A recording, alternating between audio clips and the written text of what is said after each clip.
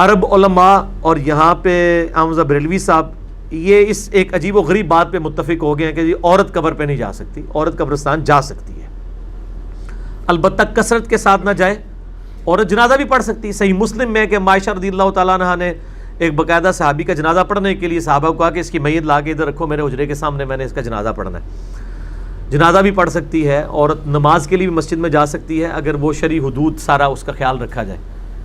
تو مزارات پہ جو عورتیں جا رہی ہیں یہ تو کسی کے نزدیک بھی جائز نہیں ہے.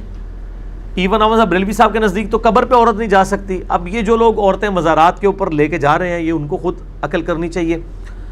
اور اس میں ظاہر ہے کہ جو مزارات کے اوپر لوگ بیٹھے ہوئے ہیں متولی، ان کی ذمہ داری ہے کہ وہ ان کو روکیں. اس میں مجھے ایک واقعہ ضمناً یاد آ گیا. یہ اگست 2006 کی بات ہے، یعنی آج جو ہے وہ 1 اپریل 2018 ہے، یعنی میں آج سے تقریباً 12 سال پہلے کی بات کر رہا ہوں آلموسٹ. اس وقت یعنی میں کثرت کے ساتھ گولڈا جایا کرتا تھا جہاں پہ پیر میل شاہ صاحب کا مزار ہے، وہاں قریبی ہماری آفس کی طرف سے رہائش تھی F11 کے اندر. تو ایک دفعہ میں ان کے مفتی صاحب سے ملا اور میں اس وقت بریلوی ہونے کے باوجود مزارات پہ عورتوں کی حاضری کا مخالف تھا، کیونکہ حمزہ بریلوی صاحب نے باقاعدہ یہ چیزیں لکھی ہوئی ہیں.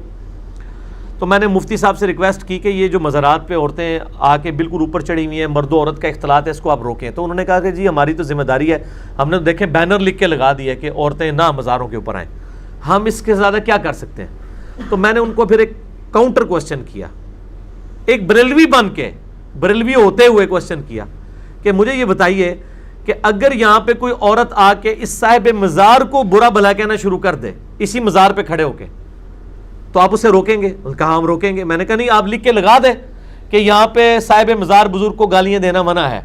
اگر کوئی آ کے دیتا ہے، برا بھلا کہتا ہے، تو آپ کی کوئی ذمہ داری نہیں، آپ ذمہ داری سے سبکدوش ہیں. کہتے ہیں نہیں نہیں ایسا تو نہیں ہوگا. تو میں نے کہا جو اللہ کو گالیاں دے رہے ہیں آ کے، شرک کرنے والا اللہ کو گالی دیتا ہے. سورہ مریم میں آیا کہ جو لوگ اللہ کے لیے بیٹا تجویز کرتے ہیں وہ اللہ کو اتنی بڑی گالی دیتے ہیں کہ قریب ہے کہ آسمان پھٹ پڑے، پہاڑ ریزہ ریزہ ہو جائے، زمین شک ہو جائے. ان دعوا للرحمن ولدا، کہ انہوں نے رحمان کے لیے بیٹا تجویز کیا. یعنی اللہ تعالیٰ کی توحید کا معاملہ اتنا سینسٹیو ہے کہ ایک بندہ قبر سے جب جا کے مانگ رہا ہے توحید کی وائلیشن کر رہا ہے نا، ایاک نعبد و ایاک نستعین کی وائلیشن کر رہا ہے. آپ کے جذبات اللہ کے بارے میں نہیں بھڑکتے، اپنے بزرگوں کے بارے میں بھڑکتے ہیں. تو خیر وہ خاموش ہو گئے، ظاہر ہر ایک کی مجبوریاں ہوتی ہیں. تو اس طریقے سے یہ معاملات ہوتے ہیں. یہ چاہے تو روک سکتے ہیں لیکن ان کے لیے توحید کی سینسٹیوٹی شاید اس لیول کی نہیں ہے، اس لیے ان کو اپنے بزرگوں کے خلاف بولنے والوں پہ تو غصہ آتا ہے. لیکن اگر کوئی قرآن و سنت کے خلاف تعلیمات پھیلا رہا ہو، توحید کے منافی باتیں کر رہا ہو، تو اس پہ وہ کہتے ہیں بس ہمارا کام صرف سمجھانا تھا، وما علینا الا البلاغ. لیکن اپنے معاملات میں وہ کہتے ہیں کہ نہیں نہیں نہیں نہیں ہم نہیں چھوڑیں گے. ہم تو صرف سمجھا ہی سکتے ہیں.